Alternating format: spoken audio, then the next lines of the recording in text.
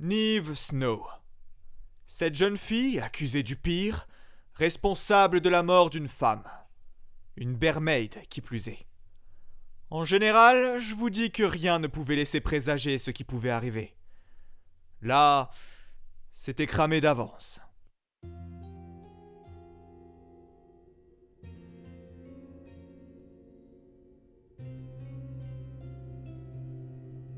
Dans la ville de Sweet à Maurice, durant la froide nuit du 10 mars au 11 mars, un terrible incident frappa dans les rues populaires. Il est 23 heures passées, les rues proches du lycée sont vides, et les derniers commerces ferment. Le dernier employé du Café des Riches parisien vient de sortir après une rude journée de travail. Ce jeune homme de 16 ans est la dernière personne à avoir vu la victime, Clémence Schiappa, en vie. Parlez-nous de la victime, jeune homme. Que saviez-vous de votre patronne? Alors, moi je travaillais pour Clémence, oui.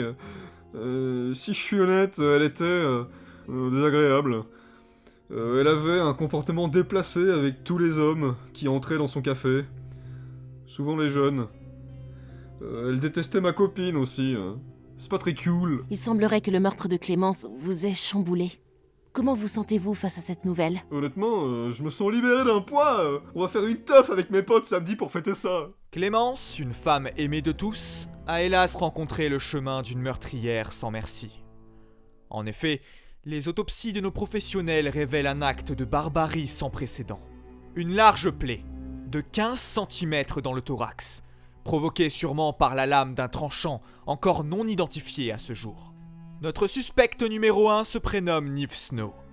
Elle a 16 ans et en apparence elle ressemble à n'importe quel cosplayer Sencore de Chiaki Nanami et Nagito Komaeda en 2020. Mais lorsque l'on regarde de plus près, on découvre le profil complexe d'une adolescente tourmentée par la drogue et la violence. Eh bien, Niamh est une jeune fille excentrique. J'ai passé beaucoup de temps avec elle ces derniers jours, et nous avons bel et bien été boire un café dans l'enseigne de Madame Clémence. Il y a 4 jours de cela. Clémence était pour le moins insistante avec moi. Elle a même fini par me donner son numéro de téléphone. Mais n'aviez-vous pas dit être mineur en entrant sur le plateau ce matin? Oui, j'ai 16 ans. Mon anniversaire, c'est le 22 novembre. Vous êtes dans la même tranche d'âge que l'accusé alors. Que faisiez-vous au café avec elle? Eh bien, je suis un peu gêné de l'admettre à la télé, et j'espère que mes parents ne regarderont pas cette émission. Mais nous étions en rencard. Tout s'est très bien déroulé d'ailleurs. Niamh n'a jamais été violente ou étrange en ma compagnie. Elle a juste de légers problèmes intrafessiers. Pardon? Oh, désolé. Excusez mon langage peu soutenu. Laissez-moi vous le dire de façon plus simple. Elle avait une de ces chiasses-là, un truc tellement violent que le vieux porc en tremblerait. D'accord, merci beaucoup. Coupez. Maintenant que nous avons un profil mieux dessiné des deux protagonistes de notre histoire, revenons plus en détail sur les faits.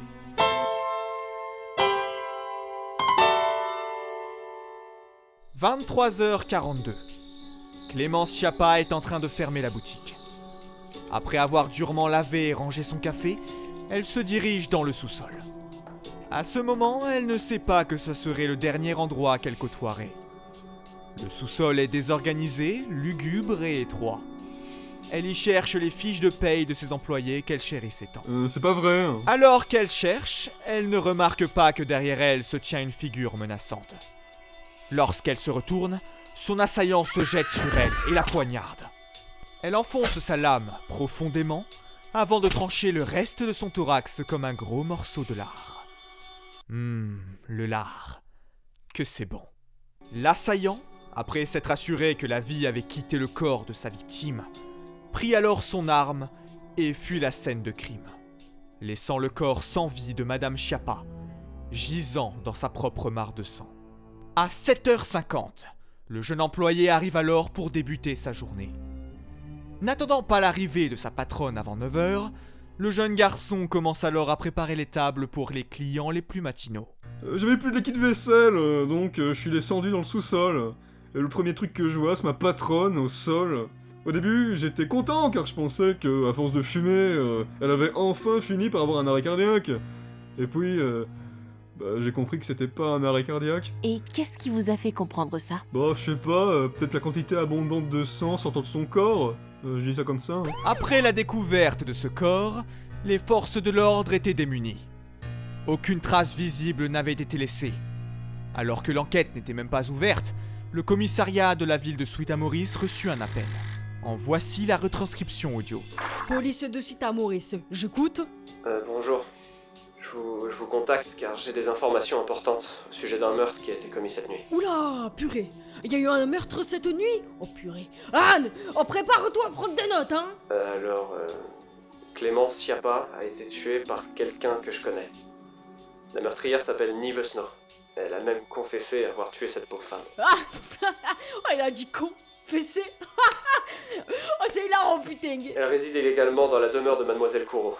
Et elle... Quoi? Un squatting? Oh, oubliez l'histoire de meurtre, il y a un squatting dans la villa. Oh, tout pour Macron. La tueuse était en effet repartie en direction de son repère. Une villa aux bordures de la jolie bourgade de Sweet-Amoris. Au sein de cette humble habitation, on y rencontre plusieurs personnes, camarades et même amis de la meurtrière, vivant tous en parfaite harmonie. Afin d'avancer dans notre enquête, nous avons interviewé certains des proches de Mademoiselle Snow. Sniff, alors, Nive, en fait, c'est comme un petit chaton que j'ai élevé. Donc, je suis très chamboulé par les récents événements. Sniff. Mademoiselle, souhaitez-vous un verre d'eau? Une petite pause, peut-être? Je veux bien de l'eau, merci. Clou, clou, clou, clou, clou, clou, clou. Ça fait du bien. Donc, oui, Nive, c'est ma petite choupette et elle est totalement innocente. C'était un accident, un joli hasard de la vie. Je connais Nive depuis quelques mois maintenant. On l'a rencontrée sur l'Everest et c'est ma cousine qui a absolument tenu à la ramener à la maison. On n'était pas chaud au début parce que c'est pas très légal de faire ça. Et surtout que Nive est une yeti, donc bon, arracher des animaux à leur terre, c'est pas cool. Attendez, vous avez dit... Nive est une yeti? Oui, elle l'a dit une fois, non, plusieurs fois dans son sommeil. Elle me dit plusieurs fois. Coup de théâtre!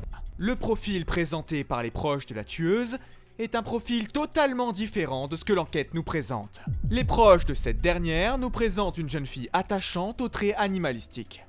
Mais plus important encore, on nous offre l'information chamboulante que Nive Snow ne serait pas entièrement humaine, mais partiellement yeti. Qu'est-ce que cela signifie pour la suite de notre enquête ?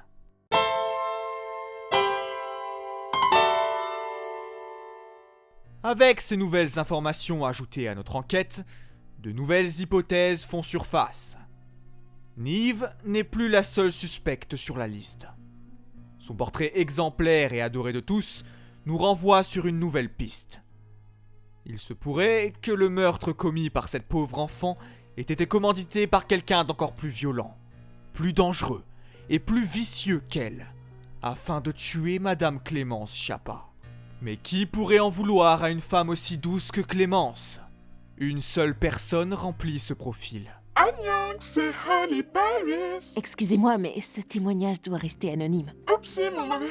Bah moi c'est pas Holly Paris. Et j'étais connue par beaucoup comme une ennemie publique de Clémence. Pour parler plus de moi et de mon incroyable personne, je suis Holly Paris, une chanteuse de K-pop très connue. Vous connaissez peut-être mon album The Brightest Star, ou bien The Heaven Brightest Star. Aujourd'hui, je viens à la Star Academy pour tenter de me surpasser. Mademoiselle, ce n'est pas la Star Academy. Ah, ok. Bref, parlez-nous de Clémence. Bah, je sais pas. Elle me déteste et traite super mal mon copain qui est un de ses employés. Donc, je la déteste. Avez-vous déjà eu des idées violentes à l'encontre de Clémence? Bah, bien sûr, comme à peu près tout le monde sur Terre. Mais j'ai peace and love, donc je me concentre sur ma relation avec mon amoureux. Et j'essaye de le faire sortir de sa relation toxique avec sa patronne pédophile. Mademoiselle, enfin, n'utilisez pas des mots si durs. Vous êtes irrespectueuse envers une défunte. Bah non, je dis juste des faits. Bref, je donne un 6 sur 10 à son mariage. Il était sympa, hein. Mais je comprends pas trop où est le thème astral dans Astral et Hôpital. Alors, vous êtes en retard de 20 épisodes, mais je prends en compte pour la note finale. Holly Paris.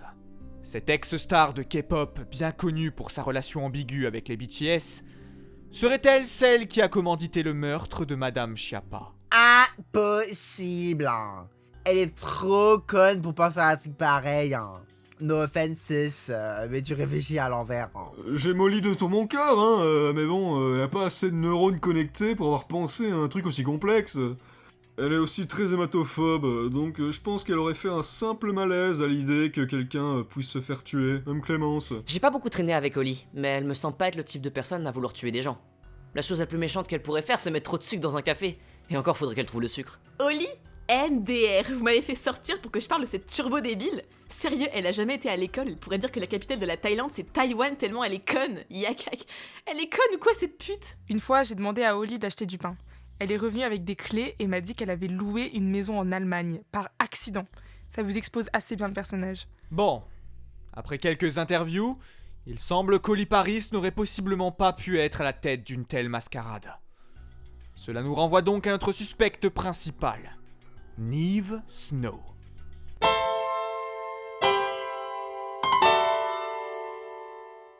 Il est 9h32 à Sweet Amoris. Aujourd'hui, c'est le grand jour. Niv Snow passe devant le tribunal. Lorsque nous arrivons, Niv est en train de faire le point avec son avocat. C'est toi mon avocat? C'est exact. T'aimes bien mon tailleur? Je l'ai fait sur commande. Oui. Bonjour mademoiselle Snow, je suis votre avocate, madame Diwani. What the fuck, Priya? C'est quoi ton problème? Ça va pas d'être aussi belle? Ah, écho. C'était pas un compliment, Bakayaro. Juste un fait. De l'autre côté du tribunal, les proches de Clémence Schiappa s'apprêtent eux aussi à témoigner. Ah, on me dit dans l'oreillette que Clémence Schiappa n'avait pas de proches. Elle était trop détestable pour ça. On a donc engagé une actrice. Mais je veux pas témoigner pour une pédophile, ça va pas la tête! Oui, mais mademoiselle Symphonie, on avait personne d'autre de blond pour jouer les proches de Clémence. Ah ouais? Tout ça parce que je suis blonde? C'est super problématique! En plus, tu mets pas une vraie blonde parce que Sprite il montre pas mes racines! Et pourquoi vous avez pas pris Arcous? Si la moitié blonde, ça passe! Il est assesseur. Hein? C'est quoi ça? D'autres témoins sont aussi en train de se préparer à témoigner contre, ou en faveur, de mademoiselle Snow. Ça va Yoni? Pas trop stressé? Un peu si, mais ça va aller. Tant qu'on est ensemble, tout va bien. Oh, arrête! J'espère que Niv n'a pas été trop malmenée durant ces derniers jours. Tout ira bien, Alice. On sait qu'elle a très sûrement tué Clémence, mais elle était tellement détestable que personne pourra lui en vouloir. Tu ne sais vraiment pas rassurer les gens, Leg. Mais il a raison. On est là pour toi, Alice Chou. Merci, vous avez raison. Je dois garder la tête haute. Pour Niv. 10 heures sonnent. Le tribunal commence. Salut, moi c'est le président du tribunal. Oui, on se donne du pouvoir dans la fanfic car 1, on est narcissique, 2, ça me fait moins de dessins à faire. Moi, je suis l'assesseur. Je sais pas c'est quoi, mais j'ai vu qu'il y en avait 2. Donc bon, je m'incruste. Moi aussi, je suis l'assesseur. Je sais pas c'est quoi non plus. Cool. Procureur, tu nous lis les accusés, STP? J'ai une clope à fumer, moi. Alors, l'accusée, mademoiselle Niv Snow, encourt 10 ans de prison ferme pour l'homicide volontaire de madame Clémence Schiappa sur son lieu de travail. L'ambiance est lourde. Tous les regards sont tournés vers Snow, assise silencieusement à côté de son avocate. Les témoins montent à la barre un à un. Niv, mon incroyable colocataire avec qui je n'ai jamais interagi. Je sais que tu avais des raisons de faire ce que tu as fait. Tu n'es pas comme nous autres. Je sais pas exactement ce qui te rend différente. C'est peut-être le fait qu'on t'ait trouvé sur l'Everest. Mais je sais que tu as un grand cœur. Alors pour ça, je te veux dans mon équipe. Tu seras la prochaine star de The Voice. Je ne connais pas Snow, mais j'étais proche de Clémence. J'aurais aimé ne jamais avoir à la rencontrer, mais la vie en a décidé autrement. Cette femme était pourrite jusqu'à la moelle. Je partais travailler chaque jour la boule au ventre. Je m'attendais à un énième commentaire déplacé de sa part. Alors pour ça, mademoiselle Snow, merci. Je me sens libéré d'un poids. Salut, bah moi c'est Sappho et je témoigne contre Niv car elle a tué le deuxième perso que je double et que c'était drôle de foutre ouvertement de la gueule des pédos. Maintenant j'ai plus que Akane à faire donc bon, vous me prenez pas hein, j'adore Akane, mais bon, c'est drôle d'imiter la voix de Matt dans 20 ans, je veux dire, une fumeuse de 40 ans quand t'es Roden. À ce moment, je vois le regard de ma cliente s'éclaircir. Je sais que rien n'était gagné d'avance, mais c'est comme si les témoignages de ces personnes qu'elle ne connaissait que si peu la touchaient profondément. Après plusieurs témoignages frappants, appelant à la faible sanction pour mademoiselle Snow, un dernier témoin monte à la barre. Niv. Lysandre, qu'est-ce que tu fais là? Niv, reste assise. Ma petite Niv, mon carnet. Je ne sais pas si c'est le caractère désagréable de Clémence qui t'a poussé à faire cela, ou si ce sont tes problèmes intrafessiers qui te font tant souffrir. Mais sache que je te pardonne. Je sais que tu n'es pas toi-même en ce moment. Je sais qu'avec un accompagnement adapté, tu pourras reprendre une vie normale. Alors c'est pour ça que j'appelle la cour à lui accorder la sentence minimale et à compatir avec notre cher ami. Lysandre, les inconscients ne savent pas qu'ils sont inconscients. Oh Mad, on taffe. Ah oui, si vous voulez. Du coup, on parle pas du fait que c'est une Yeti? Quoi? Non, je suis pas un Yeti. Objection. En tant qu'avocate, je pense que nous ne devrions pas discriminer Nive là-dessus. Yeti ou pas, ça ne change pas que ma cliente est comme tout le monde ici dans cette salle. C'est quoi un Yeti? Un adjectif qualificatif de sa fougue naturelle? Ouais, un truc du genre. Bah perso, je pense qu'on devrait quand même en parler, ouais. C'est un petit détail, mais qui a son importance. Un Yeti, c'est pas rien. Taisez-vous, je vais tous vous... Soudain, alors que nous sommes au paroxysme de l'audience, la porte du tribunal claque. Deux nouveaux personnages font leur entrée. Hé Mad, foutez pas mon perso en prison, hein. Attention à vous, niquez tous vos mères. Ouais, pas cool la prison. Ouais. Oh what, c'est qui? Pourquoi elle a ma voix? Qui suis-je? Coup de théâtre. Coucou Casbooks et coucou Nausicaa, ma super méga gigapote. Bah qu'est-ce que vous faites là? Rendez-moi ma Nive, s'il vous plaît. Ouais, rendez-lui sa Nive. Alors, je suis pas ta Nive, mais oui, rendez-moi ma liberté, SVP. Moi, je dis que l'argument est solide. Je suis assesseur. Ouais, on la libère du coup. Je suis aussi assesseur. Mais putain, c'est quoi un assesseur? Ouais. Si on la libère, on gagne quoi? Un paquet de clopes. 2 paquets de clopes plus une vape goût vanille. Vas-y, adjugé vendu. Nive libérable. Ouais 9-5. Coup de marteau retentit. L'audience est finie. La peine de Nive Snow est tombée. Elle ne prendra que la peine minimale des travaux d'intérêt généraux pendant 3 mois. Ses proches et elle-même peuvent reprendre une vie normale et laisser ce drame derrière eux.